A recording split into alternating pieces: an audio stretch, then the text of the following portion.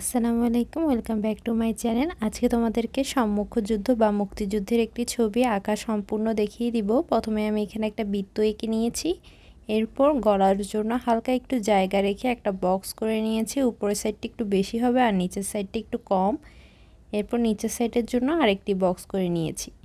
এবার আমি পেন্সিলের দাগটার উপর সিডি মার্কার দিয়ে একটি মানুষ আঁকবো। কীভাবে আঁকছি তোমরা ভালো করে খেয়াল করবে।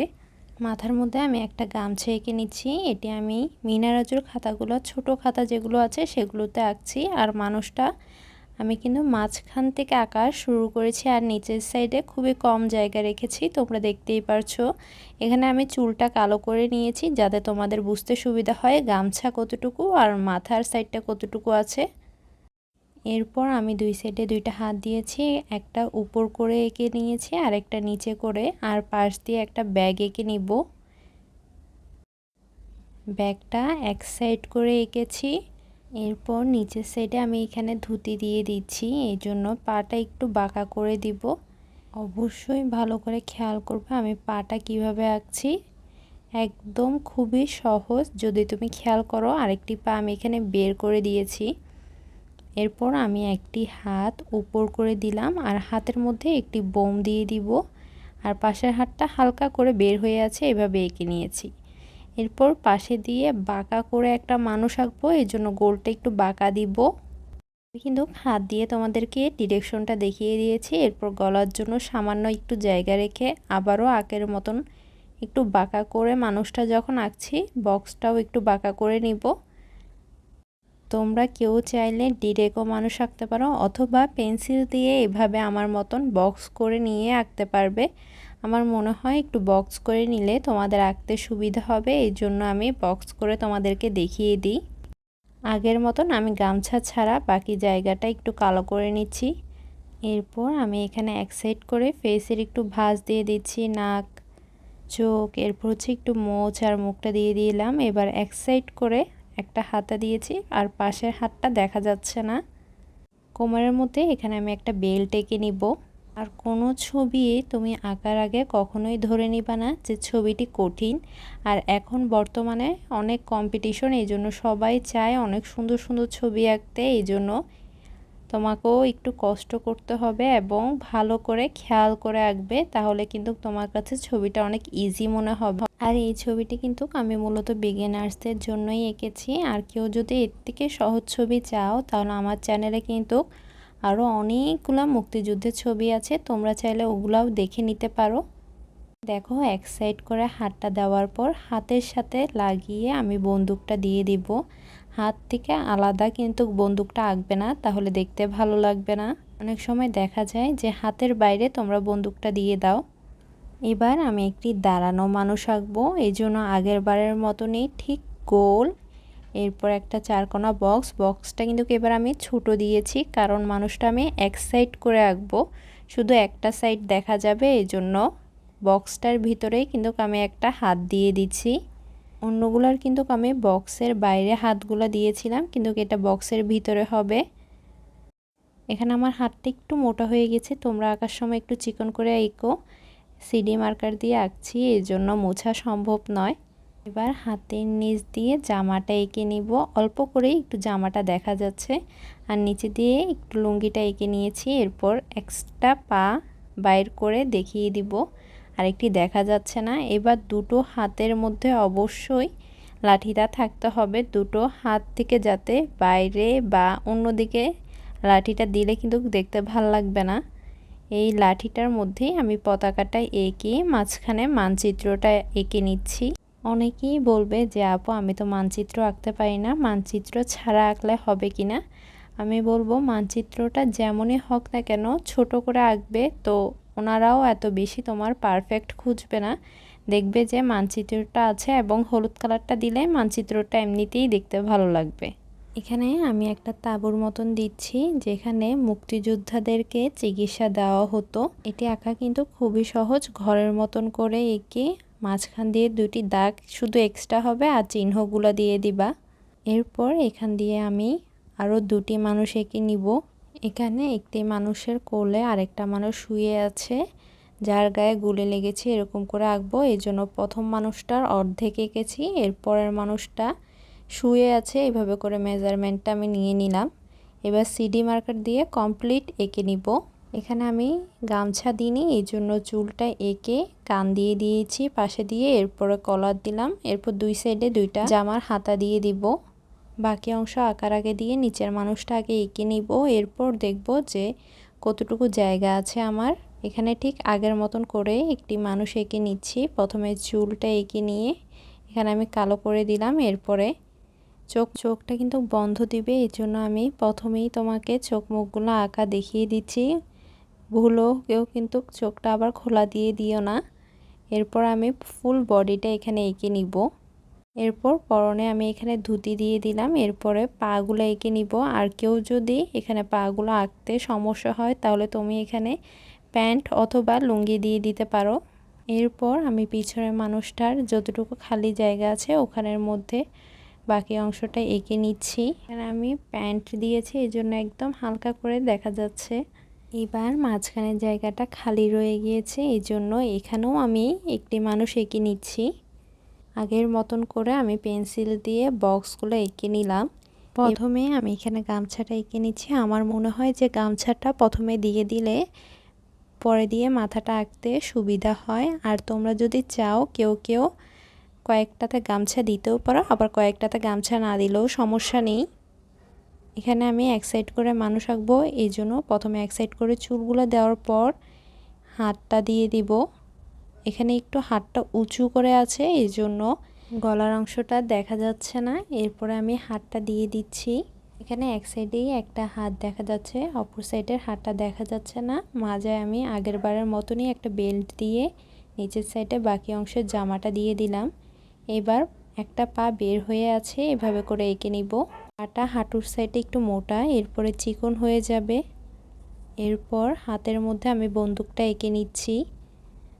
বন্দুকটাও আঁকা কিন্তু খুবই সহজ। এখানে মানুষের মাঝখানে যে খালি জায়গাগুলো আছে ওখানে আমি কিছু পাথর দিয়ে দিব। এরপর এক সাইডের জায়গাটাতে আমি কিছু এখানে গাছপালা দিয়ে দিচ্ছি। পুরোটাতে যদি আমি পাথর দিই তাহলে দেখতে ভালো লাগবে না, এই জন্য এক সাইডে আমি একটু ঘাস টাসও দিয়ে দিলাম। এবার পাথরগুলোর উপরও কিছু গাছপালা দিয়েছি।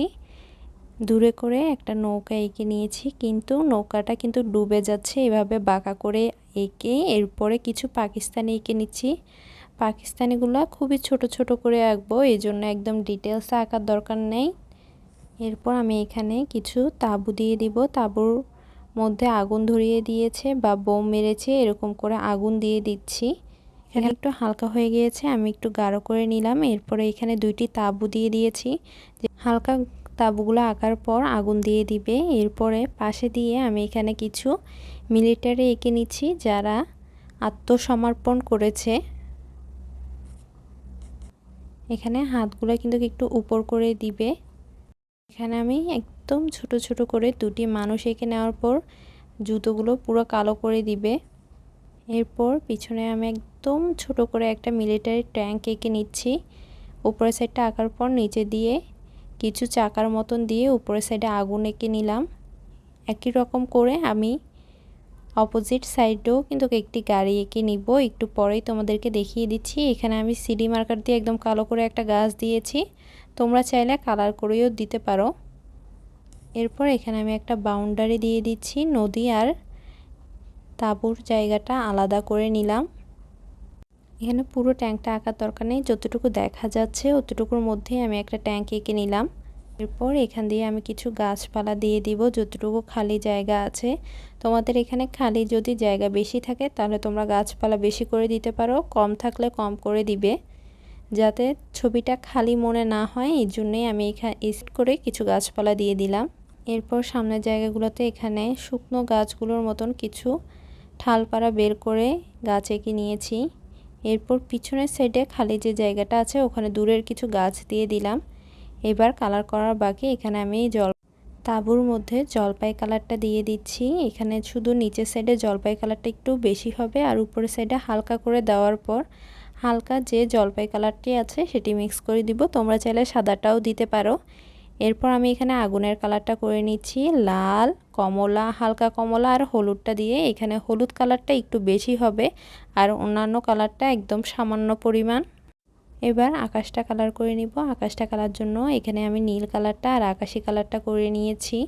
আকাশটা কিন্তু বেশি ডিপ করা যাবে না, একদম লাইট রাখার চেষ্টা করবে। এবার আগুনের আশেপাশে আমি এখানে অ্যাশ কালার দিয়ে দিব। তোমাদের কাছে যদি অ্যাশ কালার না থাকে তোমরা কালো দিয়ে দিলেও হবে। এখানে অ্যাশ কালারটা দেওয়ার পর আগুনের চারপাশে আমি ভালো করে একটু কালো কালারটা দিয়ে অন্ধকার করে দিব, কারণ আগুন লাগলে কিন্তু কালো ধোঁয়া বের হয়। এবার দূরের যে গাছপালাগুলো আছে ওগুলোর জন্য প্রথমে নীল কালারটা দিয়ে দিব, এরপর ভালো করে সবুজ কালারটা মিক্স করে দিব। আর কোনো কালারই দেওয়ার প্রয়োজন নেই। এই সাইডটা কালার করার পর তোমরা প্রত্যেকেই দেখতে পারবে যে আমার এখানে প্রত্যেকটা জিনিস আলাদা আলাদা করে বোঝা যাচ্ছে, কোনোটাই কিন্তু মিক্স হয়নি। তোমরাও অবশ্যই কালার করার সময় আমার জিনিসগুলো খেয়াল রাখবে। এখানে হলুদ কালারটা দেওয়ার পর খয়েরি কালারটা দিয়ে দিচ্ছি, সাথে হালকা একটু টিয়া কালারটাও মিক্স করে নিবে। এরপর মিলিটারিদের প্যান্টের মধ্যে, এরপর জামার মধ্যে হালকা একটু খয়েরি কালারটা দিয়ে এরপর বাদামি কালারটা দিয়ে দিচ্ছি। এখানে শুধু আমি এই দুটি কালারই ব্যবহার করব। পতাকার কালার আমরা সবাই জানি কি কি কালার, এরপর আমি বলে দিচ্ছি। এখানে ভিতরটা একদম হলুদ, এরপর লাল, এরপর সবুজ কালারটা, এরপর পিছনের সাইডে যে গাছপালাগুলো আছে ওগুলো কিন্তু কালার একদমই হালকা হবে। হালকা একটু সবুজ, টিয়া আর হলুদ কালারটা দিয়ে দিয়েছি। এরপর এখানে যে ট্যাঙ্কগুলো আছিল ওখানে জলপাই কালার দিয়ে দিলাম। এরপর এখানের মধ্যে যে ডাক্তারের ইয়াটা আছে ওখানের মধ্যে একদম হালকা কালার দিব, এর জন্য নীলটা দিয়ে আউটলাইন করে আকাশি কালারটা দিয়ে দিচ্ছি। এখানে সাদার পরিমাণটা বেশি থাকবে। এরপর ডাক্তারের চিহ্নটাতে আমি লাল কালার দিয়ে দিলাম। এখানে ড্রেসের মধ্যে হলুদ কালারটা দিয়ে দিচ্ছি, সাথে আর কোনো কালারই ব্যবহার করিনি। আর লুঙ্গিটার মধ্যে আমি লাল আর কমলা, হালকা কমলা এই তিনটি কালার ব্যবহার করে নিচ্ছি। আর এখানে ফেসের কালারটা আমি একটির মধ্যে দেখিয়ে দিব, বাকিগুলো তোমরা নিজেরা করে নিবে। এখানে বাদামি আর হালকা মিষ্টি কালারটা দিয়ে ফেসের কালারগুলো করে নিব। তোমরা সবগুলো একই রকমই করতে পারবে। এরপর এখানে গাছপালাগুলো তোমরা একসাথে সবগুলোর কালার করে নিবে। প্রথমে সবুজ কালারটা নিচের সাইড থেকে দিবে, এরপর উপরের সাইডে টিয়া, এরপর হলুদ কালারটা দিয়ে দিবে। এরপর এখানে নদীর কালারটা করে নিচ্ছি। নদীটা খুবই সামান্য পরিবারে দেখা যাচ্ছে, এই জন্য নীল আর আকাশি কালারটা দিয়ে দিব। এখানে কোনোটির কালারই আমি একদম ডিপ দিইনি, ডিপ দিলে কিন্তু জিনিসগুলো ভিতর দিকে ঢুকে যাবে আর ভালো মতন দেখা যাবে না। নৌকার মধ্যে এখানে কালো আর খয়েরি কালারটা দিয়ে দিয়েছি। এবার গাছপালাগুলো কালার করে নিচ্ছি। এখানে খয়েরি আর বাদামি কালারটা দিলাম। তোমরা চাইলে আরও বিভিন্ন কালারও দিতে পারো, কিন্তু এখানে একদম ছোট গাছ, এজন্য আমি আর এক্সট্রা কালার ব্যবহার করিনি। এরপর পাথরগুলোর কালার করে নিচ্ছি খয়েরি, হালকা বাদামি, হালকা কমলা আর মিষ্টি কালারটা দিয়ে দিব। সবগুলো পাথর একসাথে এভাবে করে কালার করে নিবে। এখানে হলুদ কালারটা দেওয়ার পর খয়েরি আর বাদামি কালারটা দিয়ে ভালো করে মিক্স করে নিব। ওই সাইডটাকে আমি একটু আলাদা করে বোঝানোর জন্য কালারটা একটু আলাদা করে করলাম। এখানে নীল আর আকাশি কালারটা দিয়ে দিচ্ছি, আর উপরের সাইডটা আমি একদম খালি রাখবো। শুধু বেলটার মধ্যে খয়েরি কালারটা দিয়ে কিছু আউটলাইন করে নিব। গামছাতে আমি এখানে লাল আর কমলা কালারটা দিচ্ছি। ড্রেসের মধ্যে বেগুনি আর হালকা বেগুনি কালারটা দিয়ে দিলাম। ব্যাগের মধ্যে কমলা আর হালকা কমলা, এখানে আমি পেস্ট আর মিষ্টি কালারটা দিয়ে দিচ্ছি। তোমরা চাইলে যে কোনো কালারের করতে পারো। জামা কাপড়ের কালারগুলো হচ্ছে তোমার উপর ডিপেন্ড করে, তোমার ইচ্ছে মতন কয়েকটি কালার দিয়ে করতে পারবে। এখানে ড্রেসটার কালার আমি এখানে ম্যাজেন্টা আর হালকা গোলাপি কালারটা দিয়েছি। এখানে কমলা কালারটা দিয়ে আউটলাইন করে হলুদ কালারটা দিয়ে দিলাম। এবার এখানে নিচের লোকটা জামায় কোনো কালার দিব না, শুধু এখানে দুটিটাতে নীল আর আকাশি কালারটা দিয়ে দিচ্ছি। আর উপরের যে ছেলেটি আছে এখানে হলুদ আর লাল কালারটা দিয়ে দিব। এখানে আমি কিছু রক্তের জন্য লাল কালারটা দিয়ে দিচ্ছি, আর ছেলেটার প্যান্টে খয়েরি কালারটা। নিচের কালারটা একটু গাঢ় করার জন্য আমি প্রথমে নীল কালারটা দিয়ে দিব, এরপর সবুজ কালারটা দিয়ে ভালো করে মিক্স করে নিব। এরপর টিয়া আর হলুদ কালারটা দিয়ে পুরো কালারটা ভালো করে মিক্স করে নিলে আমার কালারটা কমপ্লিট। পুরো ছবিটা কমপ্লিট করার পর অবশ্যই তোমরা আউটলাইন করতে ভুলবে না। আমি এখানে পুরো ছবিটায় এখানে ডায়মন্ড কালার দিয়ে ভালো করে আউটলাইন করে নিচ্ছি। আউটলাইন করলে কিন্তু তোমার ছবিটা পুরোটার কালারই একেবারেই চেঞ্জ হয়ে যায়। এখানে আমি বন্দুকের মধ্যে শুধু কালো কালারটা দিয়ে দিয়েছি। আজকে এই পর্যন্তই। সবাই আমাকে এভাবেই সাপোর্ট করবে আর অবশ্যই আমার চ্যানেলটি সাবস্ক্রাইব করে রাখবে। তাহলে নতুন নতুন যত ভিডিও আছে সবার প্রথমে তোমার কাছে পৌঁছে যাবে। আজকে এই পর্যন্তই। আল্লাহ হাফেজ।